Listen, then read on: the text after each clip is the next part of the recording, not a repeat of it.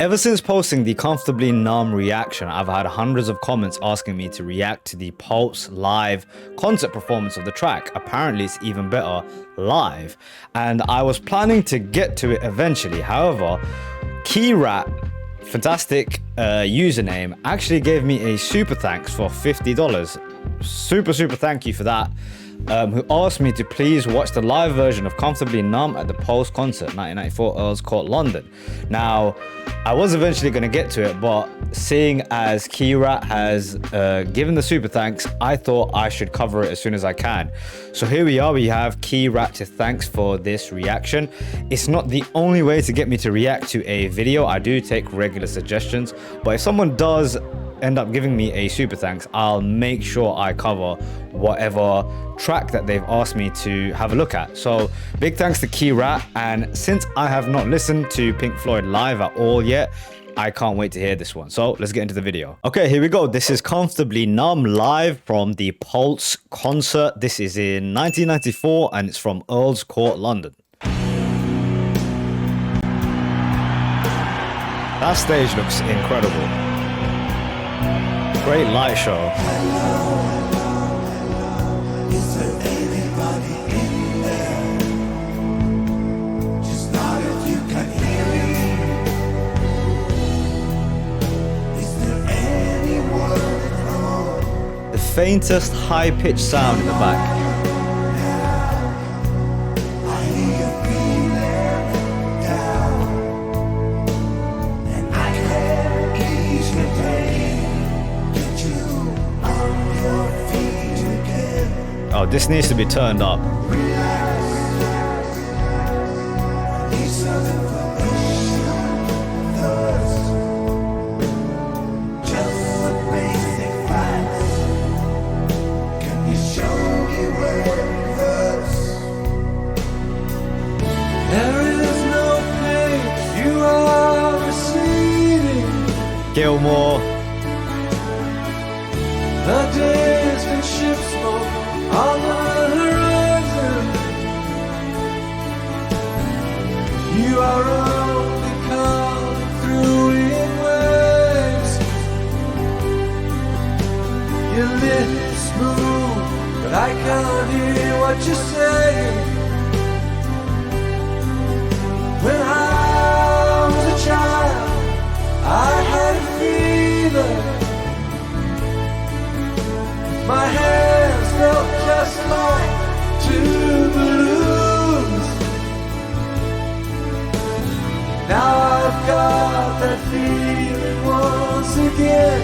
I can't explain, you will not understand. This is not how I am.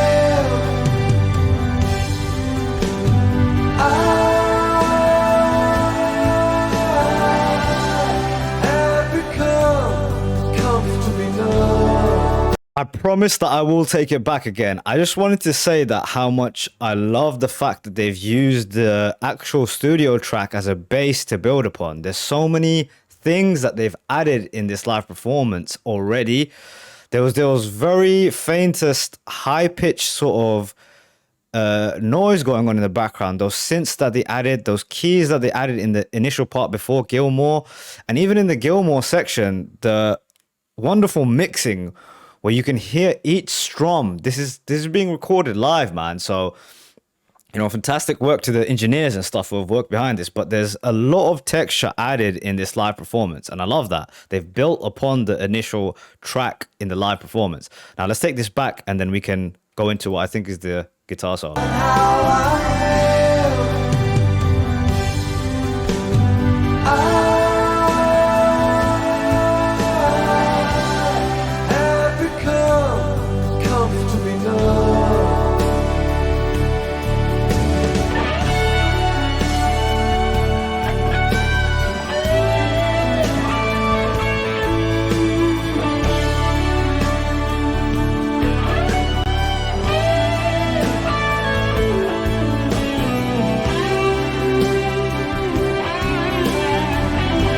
We're soaring with Gilmore again. Flying.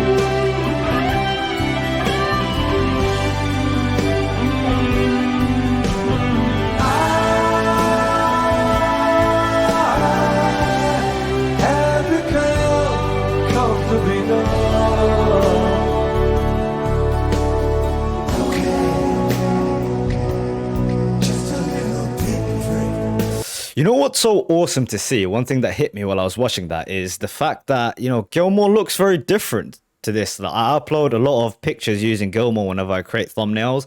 And to see him as a young man and to see him performing this now, I imagine and think about how the song has changed for him over time because he wrote it as a young man, right? But now those distant ships that he wrote about once upon a time, now that it's real, those memories have faded away. And how does the track affect him? The fact that he's still performing it 30 years on, does that impact his performance? I would like to sort of pick his brain about this if I ever got to speak to him. And I think live performance wise, I think this part I think that's Richard Wright who's singing these parts, benefits most from the live section. There's some mysterious nature to the live performance that's been added because they're doing it live. Just a little different. There'll be no more. But you may feel a little sick. It sounds so mysterious. Do believe it's working good. Well, that'll keep you going through the show. Come on, it's time to go. There is no pain you are receiving. Oh, A distant ship's smoke on the horizon. You are only coming through in words. Your lips move, but I can't hear what you're saying.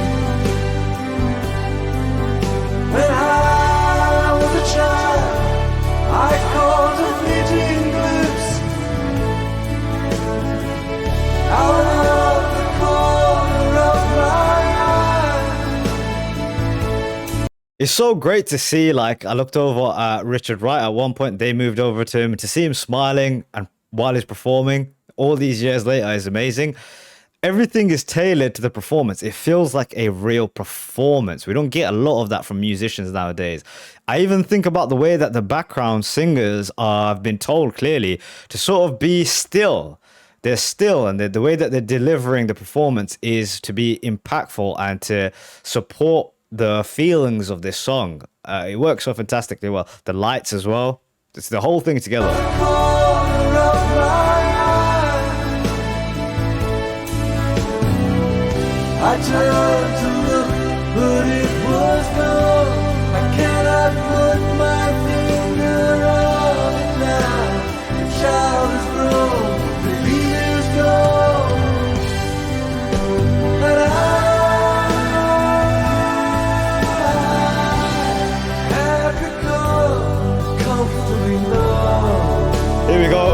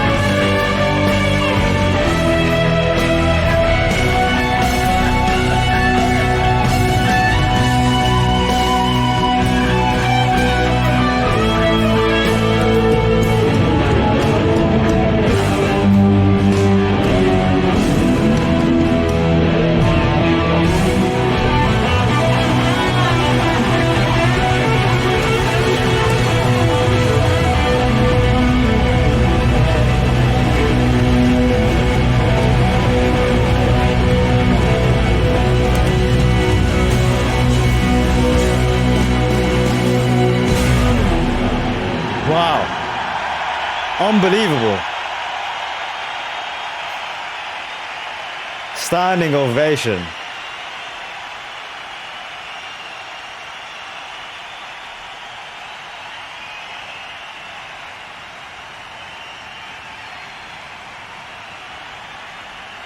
Damn.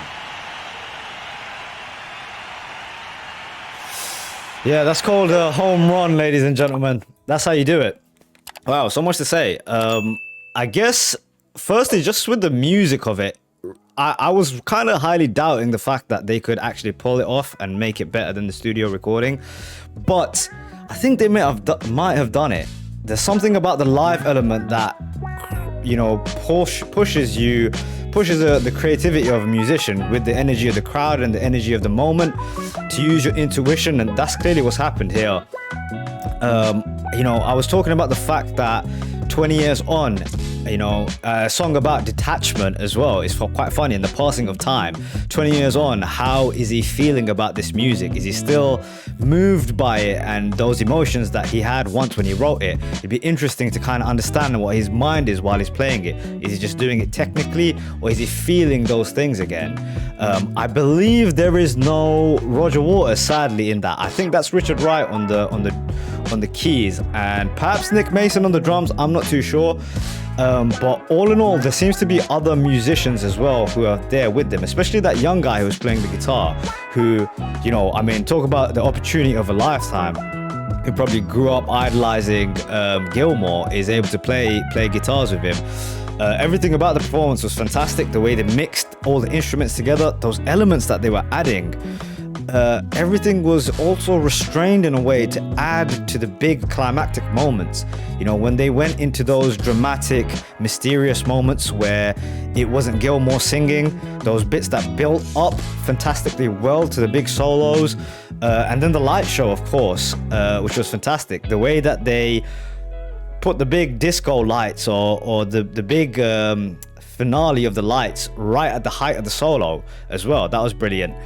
Yeah, it lived up to the hype, man. I was doubting it, and I think I've been told by many comments that the Pink Floyd is specifically amazing live as well. They put a lot of thought and effort into the way that they do it, and it can be seen clearly here. Look, 10 out of 10, man. Probably the best live performance I've seen so far, so 2 thumbs up.